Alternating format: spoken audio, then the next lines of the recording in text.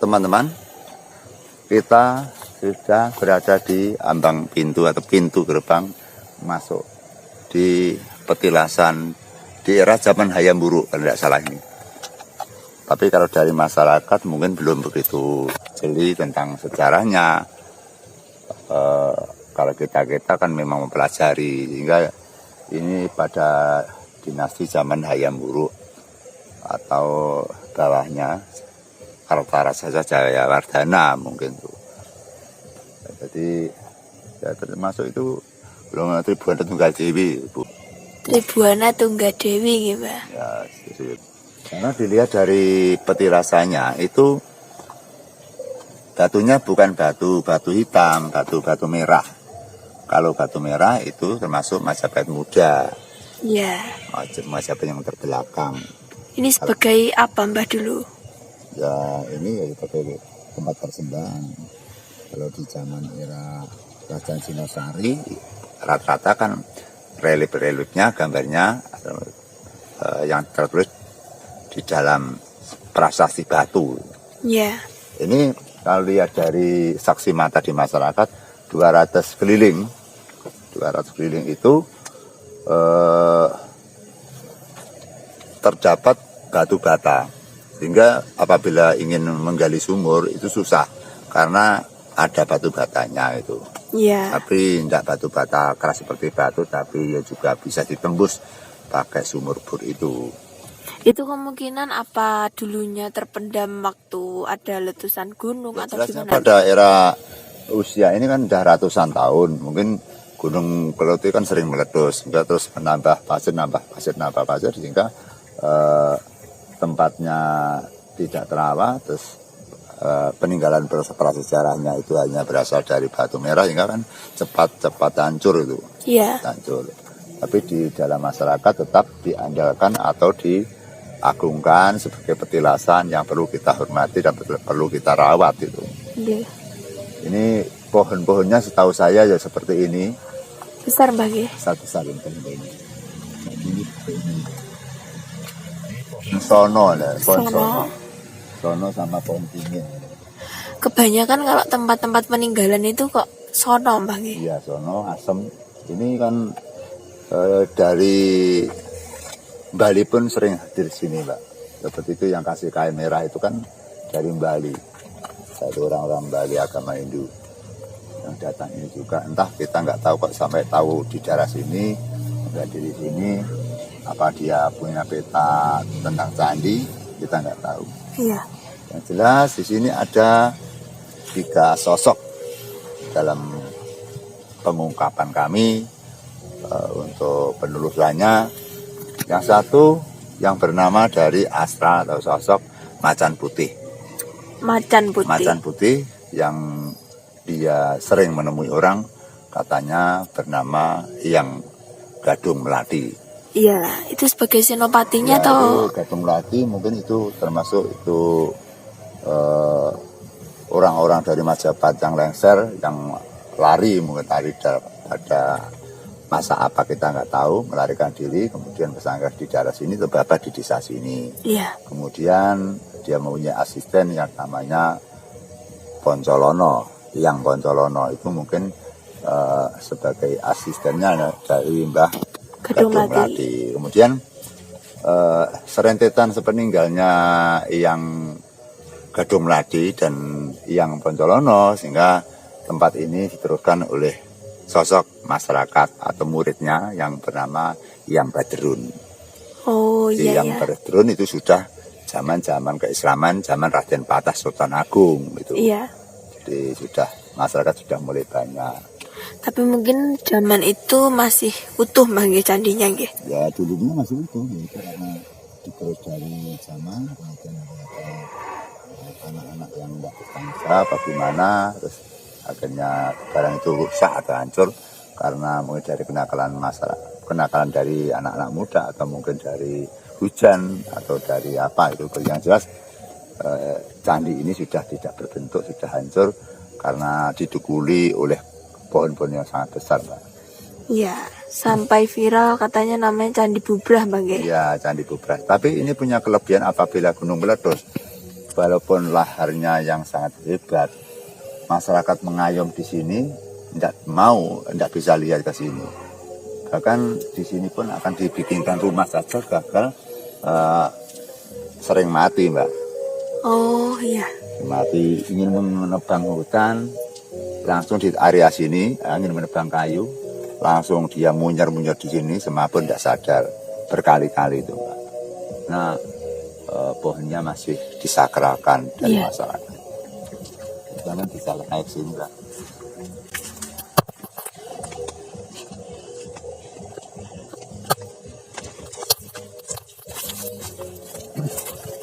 Cuman bantu penerangan, Mbah.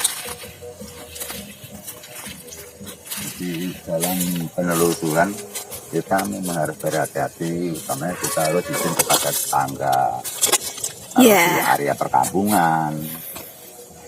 Ini pintu masuk. Ini pintu masuk sebelah selatan. Ini kan pekarangan orang dulu ingin dijadikan pendopo tapi nggak jadi. Nah, ini mungkin lahan-lahan untuk istirahat. Ini pohon bule, Mbak, ini, Mbak. Oh iya. Dekat aja yang pohon bule yang sangat besar sekali. Baunya harum ya, Mbak ya. Ini kayak bunga itu. Bunga pohon bule. Harum sekali. Pada saat biasanya, pada saat bunga. Iya, wangi sekali, Mbah.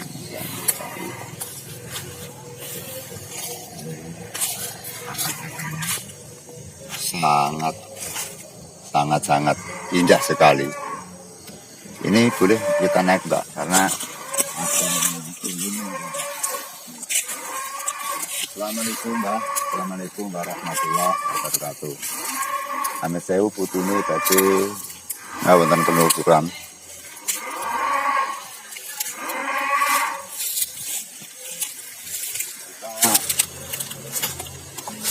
Coba, Mbak, ini, Mbak.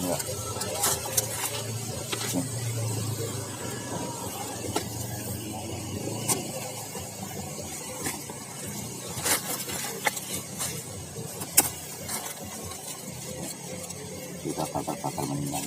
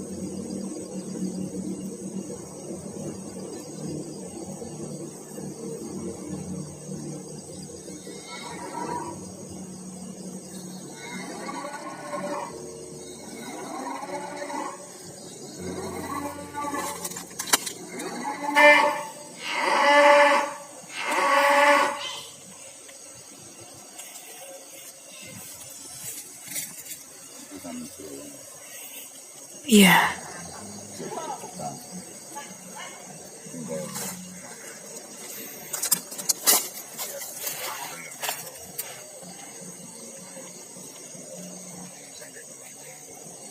pohon sampai beratus-ratus tahun. Ini growong besar. Sehingga pohon kalau besar, biasanya kalau besar itu growong tengahnya itu. Tapi ini masih kuat, Mage. Masih kuat sekali ini, kalau ada barat saja nggak pernah rubuh ini. Dan masih sehat, soalnya nih daun-daunnya juga masih lebat, Mbah. Itu kelihatan nggak belum? Kelihatan. Ini karena keagungan masyarakat. Ya kadang-kadang kalau ada orang yang pecicilan, kalau ada orang yang nggak sopan, itu kesurupan di sini, Kak. Oh iya. Ini dari katanya Pak RW, sering terjadi orang kesurupan di sini karena ada mungkin tempat sakral untuk pacaran atau untuk nongkrong-nongkrong, untuk minum-minum gitu. Nah,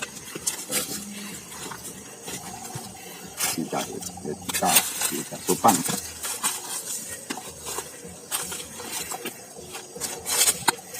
Kalau melihat dari postur tubuh dari candi ini sudah tidak berupa candi, tapi sudah dikuasai oleh pohon yang sangat tua. Oh, dulu di sini, Mbah, candinya? Jadi di tengah, ya, karena ada pohon akhirnya akan rusak. Iya. Dan air itu, pohonnya itu daunnya yang masih hijau sekali. Semakin ke atas semakin besar sekali.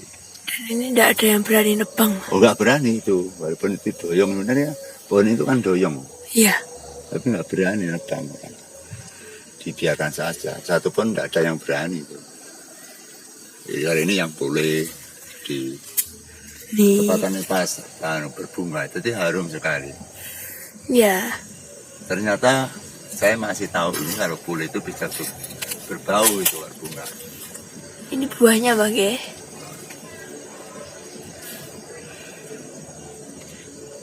Ini bisa dimakan, Mbah, buahnya, Mbah? Mungkin nggak bisa, mungkin. Cuma definisi yang diambil dari apanya tuh, diambil dari daunnya yang diambil tuh. Dan pohon bule itu kan pohonnya antik itu biasanya. Iya.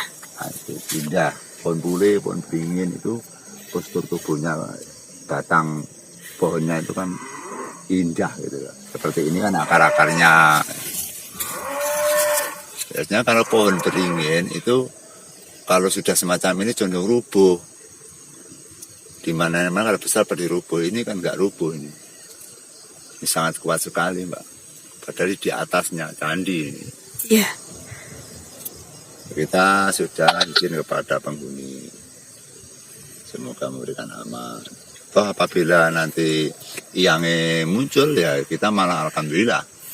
Nah, justru itu yang kita minta, malah biar muncul itu.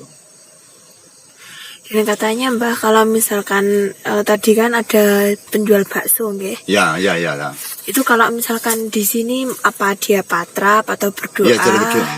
Ini pemirsa ada keanehan, ada berpuluh-puluh tahun ada pedagang bakso, setiap harinya tidak pernah berhenti, tidak pernah lupa, pasti berhenti di sini setiap hari, baik itu hujan atau tidak hujan, dia pasti berhenti. Mungkin dia ngalah berkah atau minta doa. Mungkin selama di sini itu dia laris, dagangannya laris, Mbak. Dan kabarnya itu selalu habis, Mbak, dagangannya itu. Selalu tiap hari habis, Mbak. Iya. Makanya dia nggak mau meninggalkan kesempatan itu, gitu, Mbak. Ya, kita sekali lagi ke sini.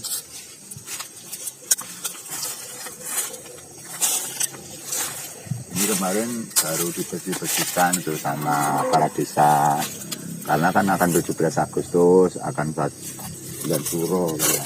Iya. Ini pohon apa?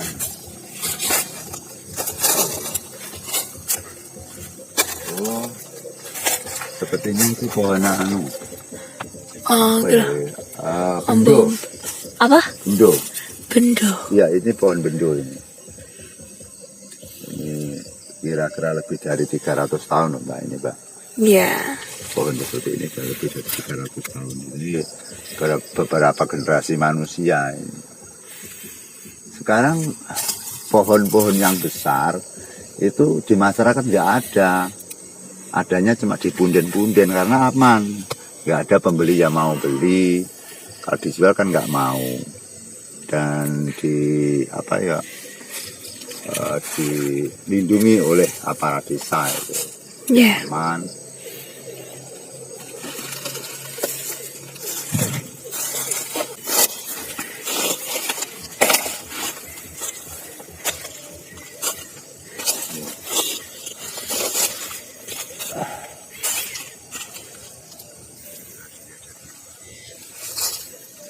Ini apa tumbuh bayi itu mungkin kadang-kadang ini pengganti yang lama ini, nanti yang sudah kapur diganti ini yang Iya. pengganti. Ini ada sudah berganti, Mbak. Yang ini sana. Itu pohon apa itu yang satu? Sama Mbak ini Mbak. Sama kayak yang ini.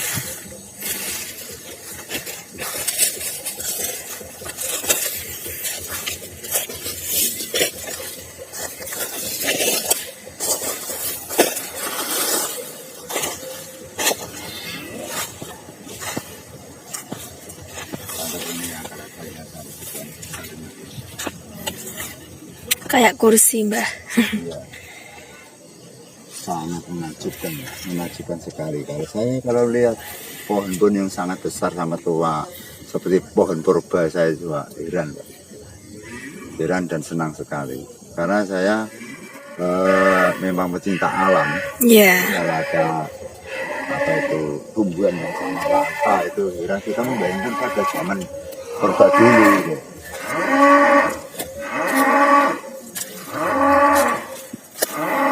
Penuh dengan Akar. gitu ya. Ya ini apa kalau nggak semakin besar bisa-bisa pagarnya pinggir rusak bagai.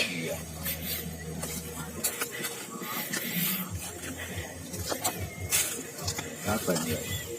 Akar juga Mbak. Akar seperti jamur ya. Ya.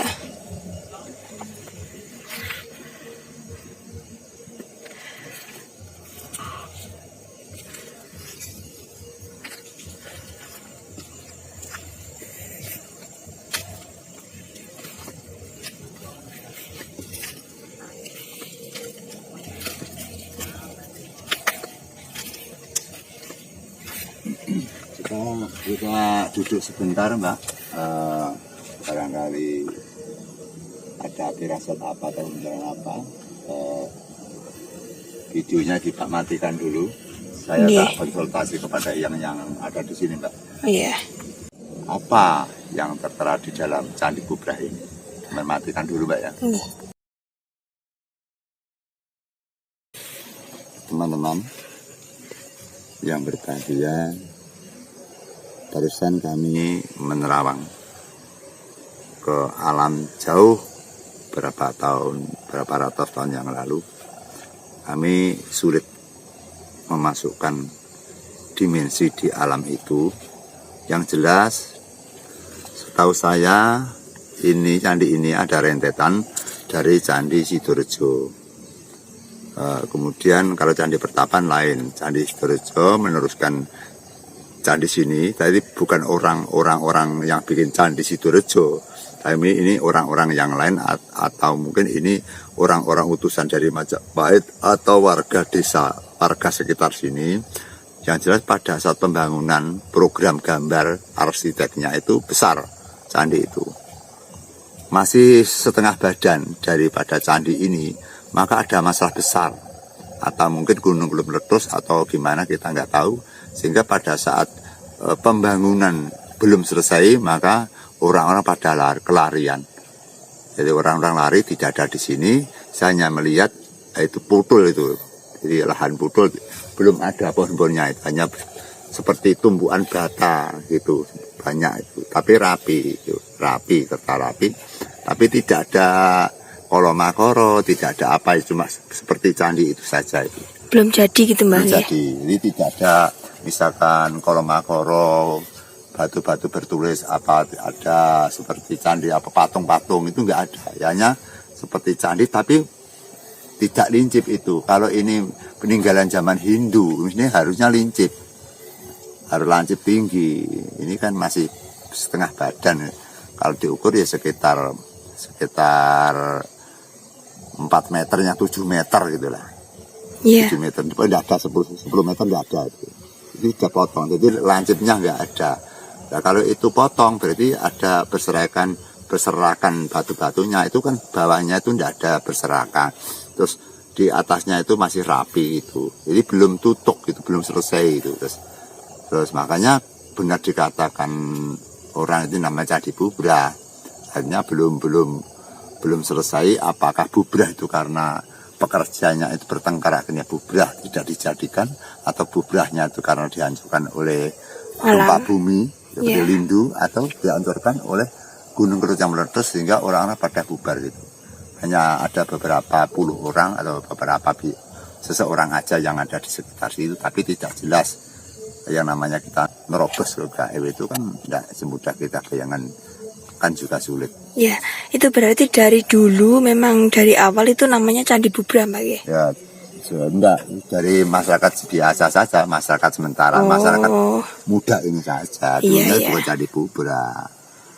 Ini kan penerusan dari kami itu kita di saksi masyarakat saja kadang-kadang kita tidak saksi sinkron Mbak. Iya. Kita tidak selalu percaya kepada apa yang bicara masyarakat.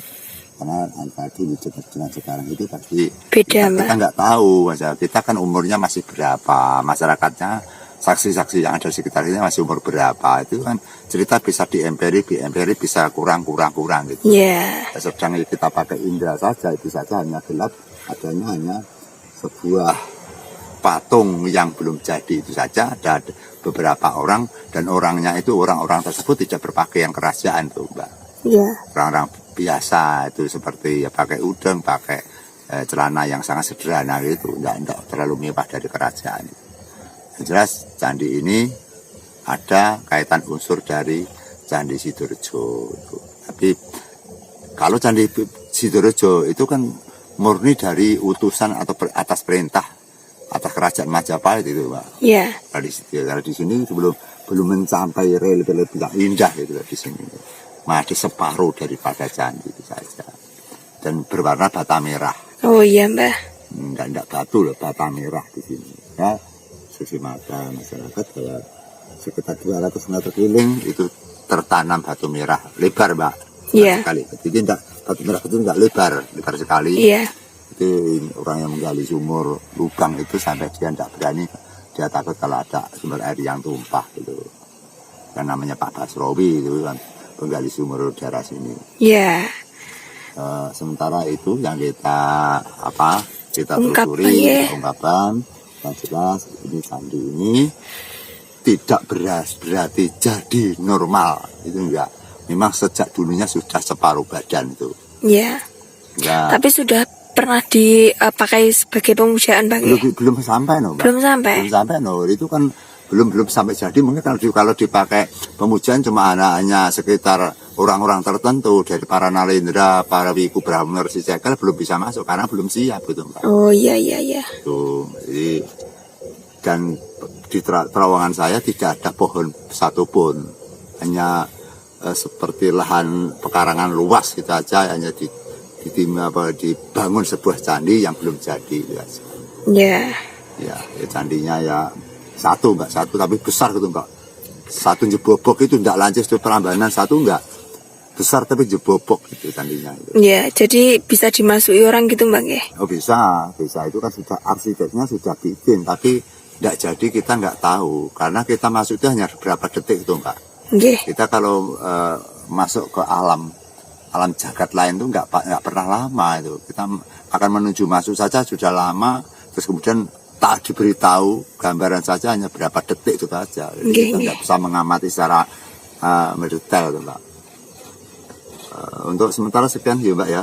Iya Mbak. Kita sudah mengungkap di Candi Bubrah atau Punden Ringen Jejer ini kerajaan, ya, dukanya sukanya, sehingga semoga kami berdoa tempat ini tetap bangga lestari, Amin, amin.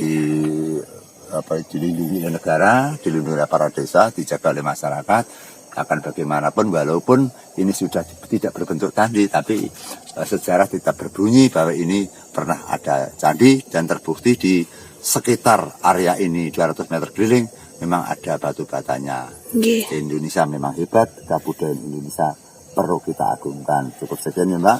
Nggih, Mbah. Assalamualaikum warahmatullahi wabarakatuh. Temu lagi di konten selanjutnya. Amin amin ya rabbal alamin. Sugeng rahyung kang pinanggih.